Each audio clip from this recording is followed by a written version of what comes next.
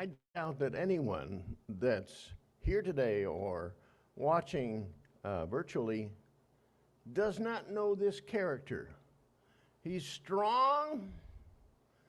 He avoids every arrow that's shot at him. He has a corncob pipe, and he loves spinach. So you got it. That's Popeye. And Popeye's an interesting character because, oh, he's so bold and strong and moves forward, and that gravelly voice of his is a lot of bluster. But poor Popeye. He has a would-be girlfriend that doesn't know whether she wants to be with him or not.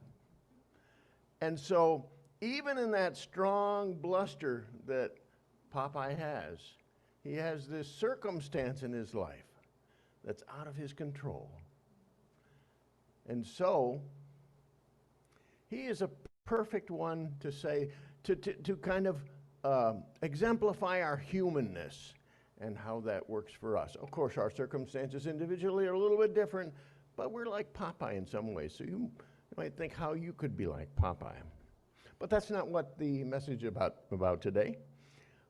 Remember Popeye said, I am what I am?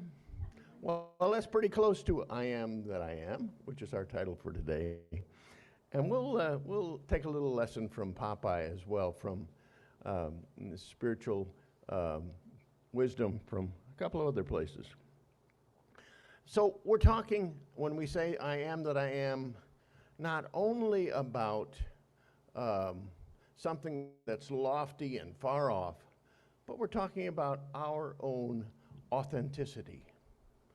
Are we truly authentic?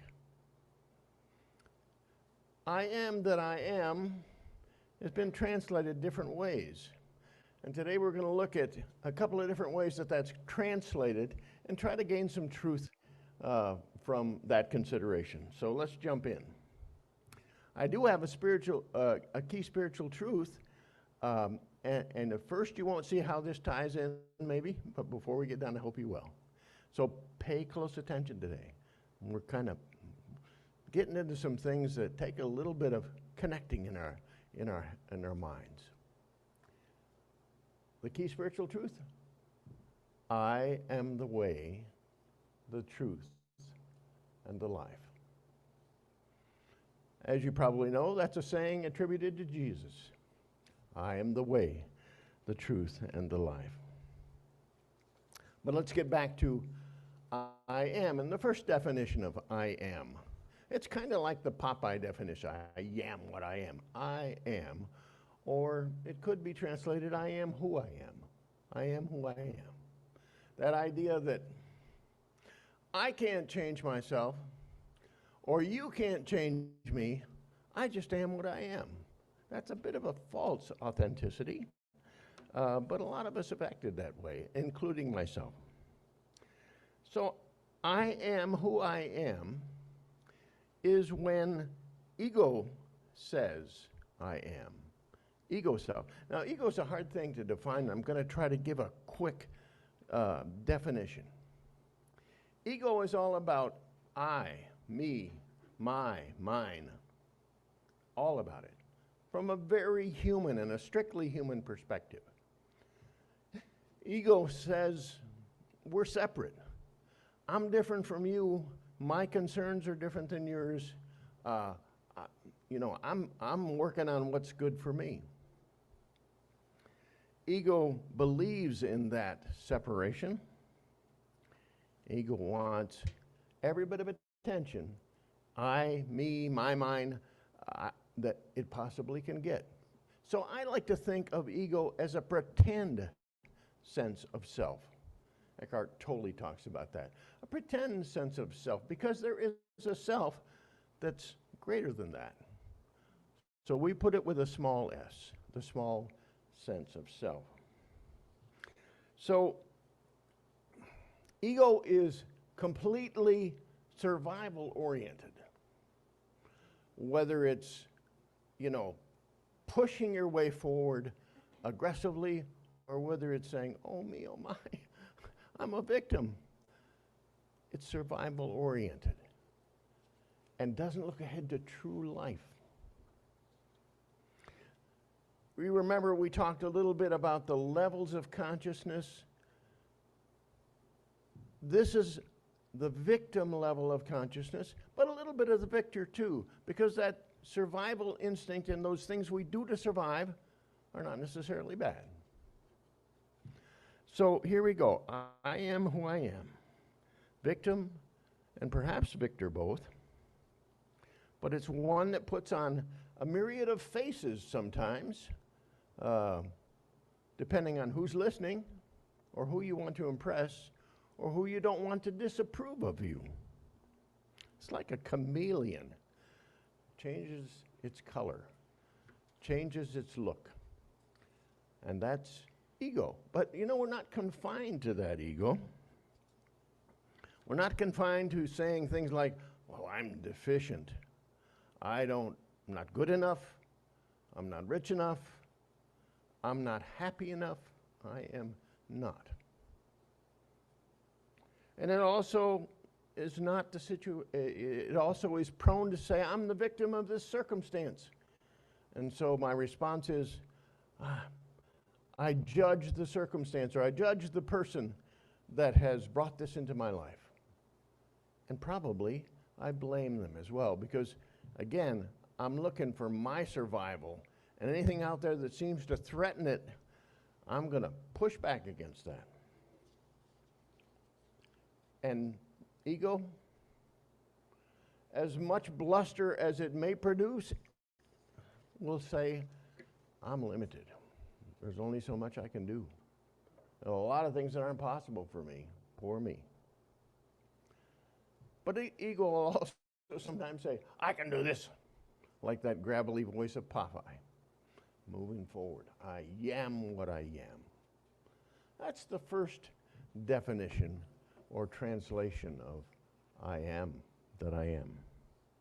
Remember, it's at the victor kind of move, or victim kind of moving into the victor level of consciousness. Secondly, this may also be translated, I will become what I choose to become. I am what I am. I will become what I choose to become. This is when I have a sense both of my humanity and my divinity as well, my power to choose, and the ability for me to create, to be part of the creation of my life, of my reality. And we talk about creating our own reality. Now, this is at the vessel level of consciousness, or the victor level. It's kind of moving upward in consciousness.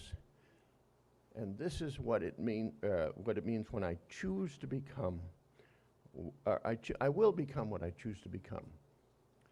So we've often talked about ways to do this, and we've had little exercises that we've used. Affirmation, which is our theme for the month, is one of those that's very, very key. So we're not only in the place where we are a vessel, we're in the place where we know that we are God expressing as ourselves. I am God expressing as me, and that was referenced, if you noticed that, in the daily word today. It requires this vessel consciousness, this I will become what I choose to become, requires a bit of surrender. Interestingly enough, it's not just a stronger pushing forward, but it's surrendering and often letting go of many things that seem to go against us, that seem to just defeat our purpose, that seems to sabotage us. This translation, this way at looking at I am what I am, I will become what I will become, is divine mind thinking through me. Not only just expressing in the things I do, but divine mind thinking through me. And I'm sure you've all had some of that experience. And if we move up in these levels of consciousness, we sometimes lapse back and come ahead, and lapse back and jump ahead. So you probably will go back to being a victim for a minute, and maybe a victor. But you'll move back into that vessel consciousness, and you'll move even further to the third explanation, the third translation of I am that I am. And this one, I have to say, is not as frequent. I don't visit this as much. I'm working toward it. But it is I am the existing one. We talk about oneness often. To say I am the existing one. I am part of the great oneness that is the totality of all that there is. It's a much bigger picture, for one thing, than I usually look at, so it's a little hard to access sometimes. But I want to talk about this a little bit today, and then give us some ideas about how we can bring this more and more into our lives. This is what we would call a verity lesson of consciousness. Somebody give me a quick one-word definition of verity. Truth. I heard it from a couple of people. You got it. Verity, the truth. We often talk of ourselves in unity as students of truth. That's what we're looking for, the truth. And that truth emerges from within us, not necessarily given to us from wise men who have passed it down in sacred writings. So when you see yourself as the existing one, when you see yourself as part of that oneness, what happens is you go beyond the idea of form.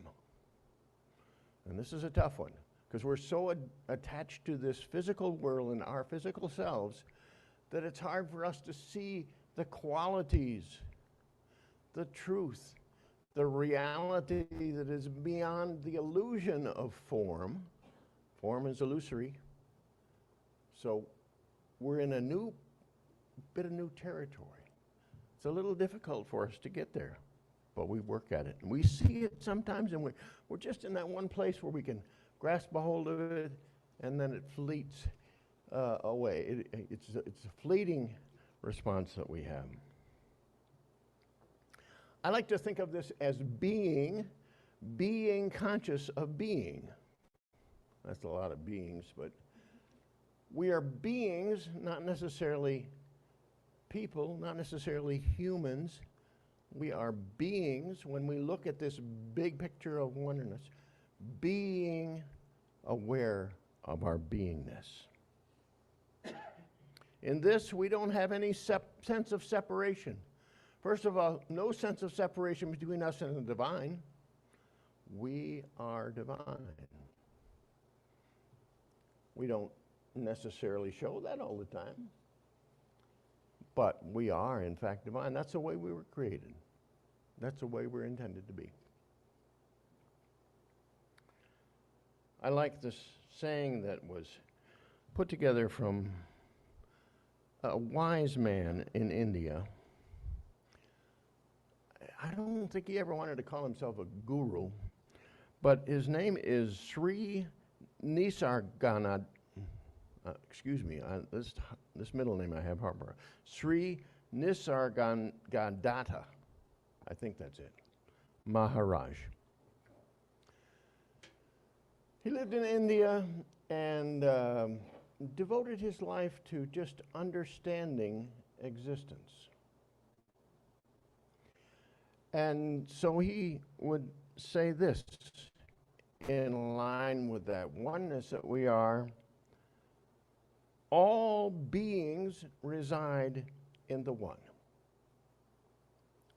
And the one resides in all beings. Goes both ways. He goes on to say this, love says, I am everything. Love says, I am everything. And one of the things that I like that's very intriguing is that he says the real you is timeless and beyond birth and death. I spoke about a bigger picture. Well, here's one way to affirm that there's a bigger picture. When you allow yourself even to fantasize about the idea that life doesn't begin at physical birth nor end at physical death, that it extends beyond that, suddenly the picture gets a whole lot bigger. It's unlimited in many ways. And so we move into a new realm when we move into the place where we say, I am the one. I am one. I am the existing one. Remember the story in the Hebrew scriptures about Moses in the burning bush? You can nod your head if you do. Moses in the burning bush. Moses, who escaped Egypt, was out in the desert, and there he saw a bush that burned, but it didn't get consumed. He was intrigued by that. He came closer. First thing that happened was he heard the voice of God. Moses, Moses. And the voice of God, I'm not sure if it was a physical voice, if it was an audible voice. For me, it's not often an audible voice. When this happens for me, when I have a sense that I'm connecting with the divine and I'm hearing God, it's an urge within me, a thought within me that just comes out unbidden. There it is. And you too often hear the voice of God, though sometimes you may not recognize it. Anyway, God, according to the story, told Moses to go and lead his people out of Egypt and set them free. Moses responds, not, well, yes, I'm the existing one. Surely I'll go ahead and do it. No, who am I? He was in that place of doubt at that point.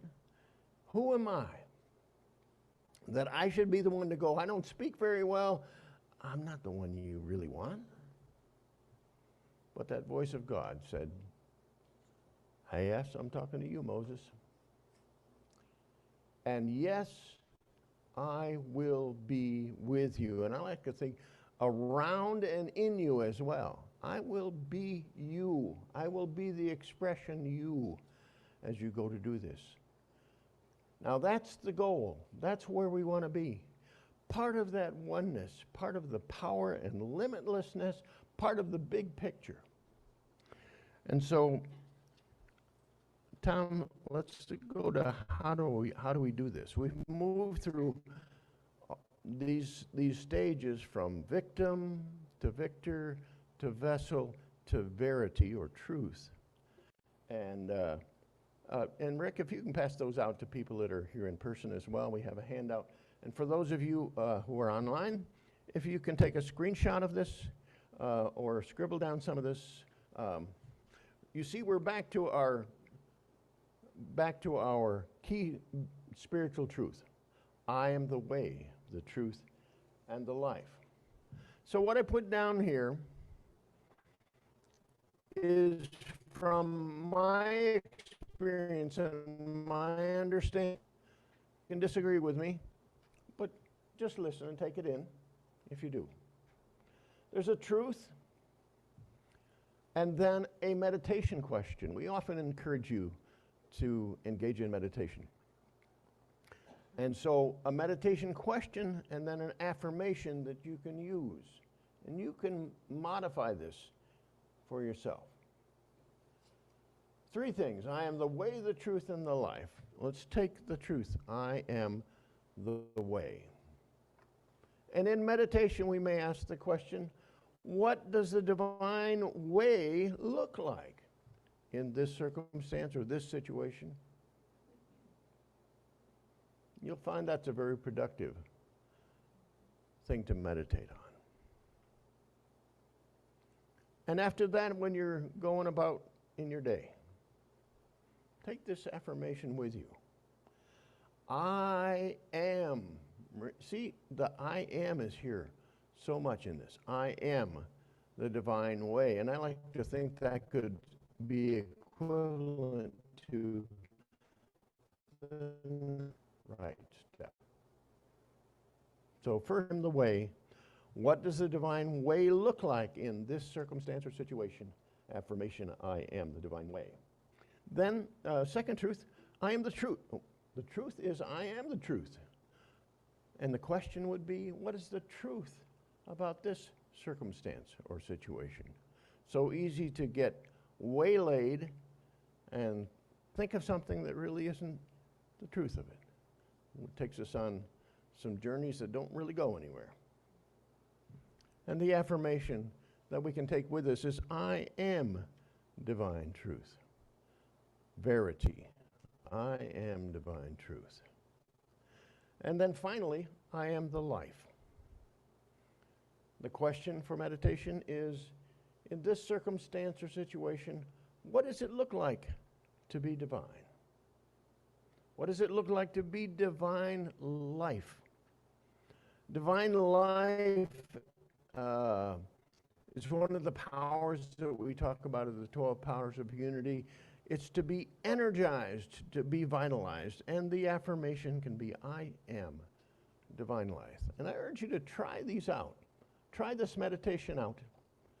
Try these affirmations out and see if it edges you into that place where you are closer to a real feeling and an understanding of the oneness we are, that you're closer to the place where you don't think of you as separate from the divine or separate from someone else, but you're part of a oneness. Again, that truth that we began with. I am the way. The next best step. The truth of me, and the life. The energizing and vitalizing force of the universe. Remember Popeye? Take a moment to think of Popeye and bring Popeye into mind again and then ask the question, how am I like Popeye? What is there about Popeye that's like me? Take a moment for that.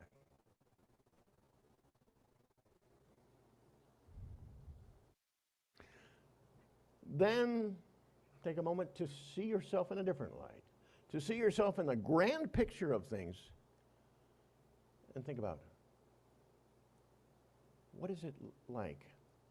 How am I like? How do I connect with the oneness that we are? Remember the truth. I am the way, the truth, and the life. And so it is.